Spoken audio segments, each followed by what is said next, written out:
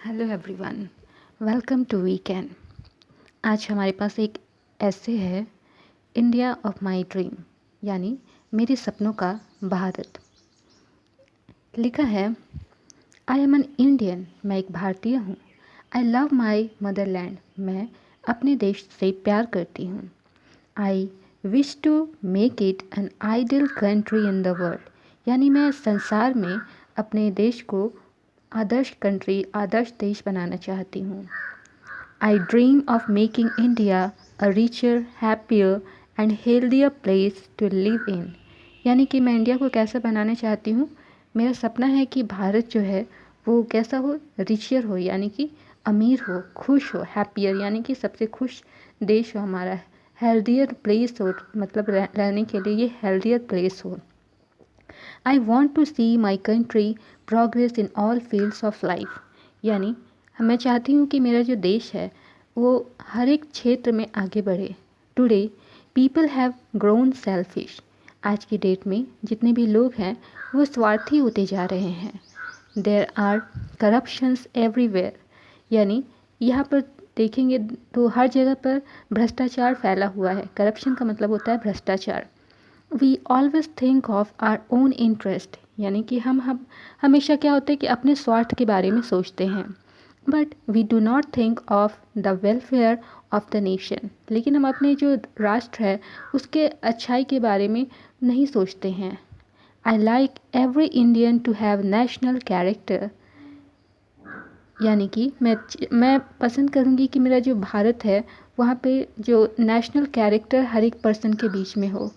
In the India of my dream, every man will have a high moral sense and a deep love for the nation. यानी कि India की बात करें, जो मेरे सपनों का भारत है वहाँ पर कैसा होगा, जो भी लोग होंगे उनमें हाई मॉरल सेंस होगा। वो सभी एक दूसरे की रिस्पेक्ट करेंगे, एक दूसरे के बीच में, लोगों के बीच में प्यार होगा, अपने देश के लिए प्यार होगा। मैं ऐसा भारत चाहती हूँ। आगे लिखा है, our country is backward, second paragraph में लिखा है, our country is backward in the fields of science and industry. तो हमारा जो देश है ये साइंस और जो इंडस्ट्री है इस फील्ड में जो हमारा देश है वो पीछे होते जा रहा है। I want India to be a leading country in new technology. तो मैं चाहती हूँ कि मेरा जो भारत है वो कैसा हो, टेक्नोलॉजी के मामले में लीडिंग कंट्री बने। Our industries should grow fast, हमारी जो भी इंडस्ट्री है उसको काफ़ी तेज़ी से बढ़ाना चाहिए। We should produce everything of our need, यानी कि हमारी जो भी ज़रूरत की चीज़ें हैं वो हम भारत में ही प्रोड्यूस कर सकें। The India of my dream will go nuclear for the peaceful purpose, यानी कि मेरे सपनों के भारत में हमारा जो भारत है वो कैसा होगा कि न्यूक्लियर होगा, यानी कि सारे लोग जो है यहाँ पर मिल करके रहेंगे, किसी भी मिल करके एकदम शांति से रहेंगे। Education will get it's due importance, इसके लिए क्या होगा कि भारत में जो है एजुकेशन को काफ़ी इम्पोर्टेंस देना चाहिए। Every country man will get a job of his choice, यानी कि भारत का हर एक नागरिक जो भी है उसको उसकी पसंद का जॉब मिले। Students will be devoted to their studies, यानी जो भी छात्र हो वो अपनी पढ़ाई पर ध्यान दे सके। Politicians will not be allowed to misuse students, जितने भी पॉलिटिशियंस होते हैं, नेता होते हैं, वो जो छात्र होते हैं उनका मिसयूज़ ना कर सके।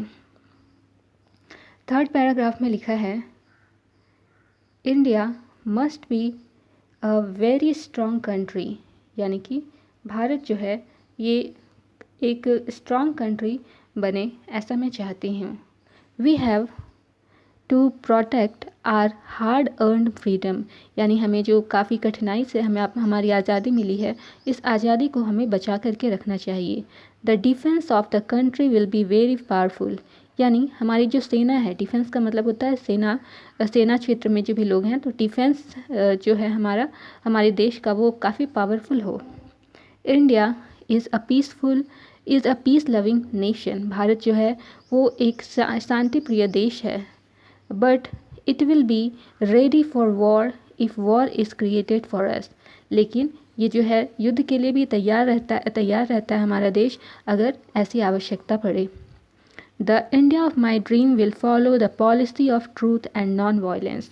तो हमारा जो मेरे जो सपनों का भारत है, भारत में उसमें क्या होता है, जो इस किस बात पर डिपेंड करता है कि ये जो पॉलिसी है कि नॉन वायलेंस यानी कि अहिंसा और सच्चाई की पॉलिसी पर ये फॉलो करता है। We can buy peace only when we are very strong.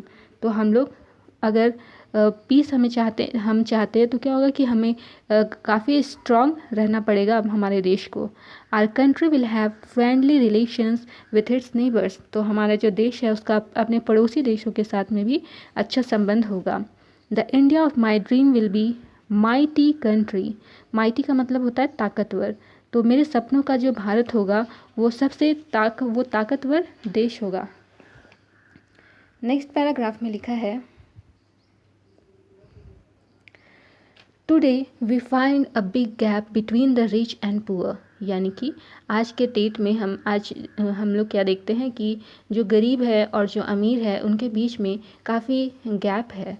There is corruption in all walks of life. यानी ज़िंदगी के हर एक क्षेत्र में करप्शन देखने के लिए मिलता है। The India of my dream will have social justice. लेकिन मेरे सपनों का जो भारत होगा वहाँ पर सामाजिक न्याय होगा, सबके लिए न्याय की व्यवस्था होगी। There will be no rich और पुअर। मेरे सपनों का भारत जो होगा वहाँ पे कोई भी गरीब और अमीर नहीं होगा। Everybody will be equal. हर कोई यहाँ पर समान होगा। There will be no shortage of anything. तो यहाँ सपनों के भारत में किसी भी चीज़ की कोई भी कमी नहीं होगी। There will be discipline, peace and happiness. तो सपनों के भारत में क्या होगा, अनुशासन होगा, शांति होगी और सभी यहाँ पर खुश होंगे। The feelings of कास्टिसिज्म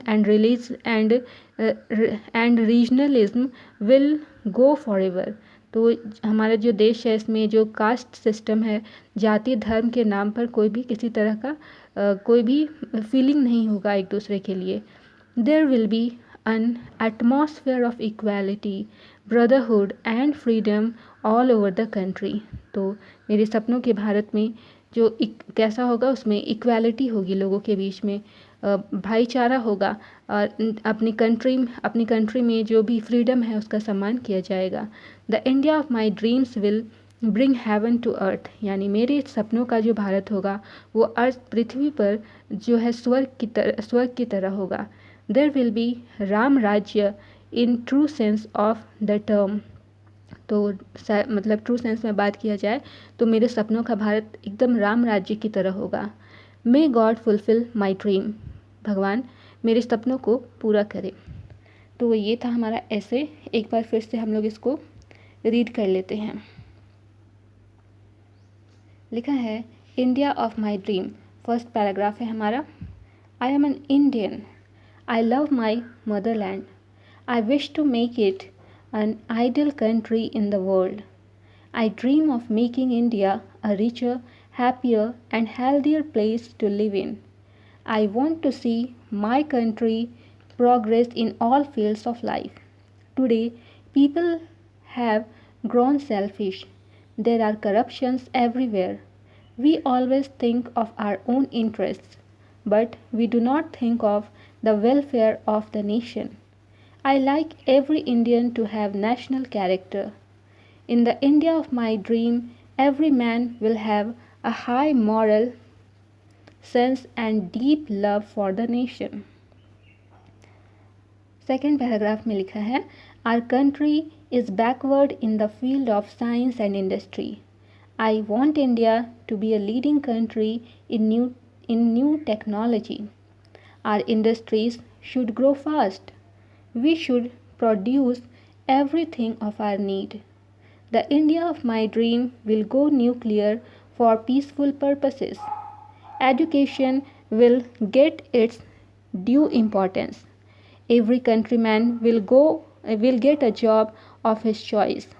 Students will be devoted for their studies. Politicians will not be allowed to misuse students. Next paragraph में लिखा है, India must be a very strong country We have to protect our hard-earned freedom. The defense of the country will be very powerful. India is a peace-loving nation, but it will be ready for war if war is created for us. The India of my dream will follow the policy of truth and non-violence. We can buy peace only when we are very strong. Our country will have friendly relations with its neighbors. The India of my dream will be a mighty country.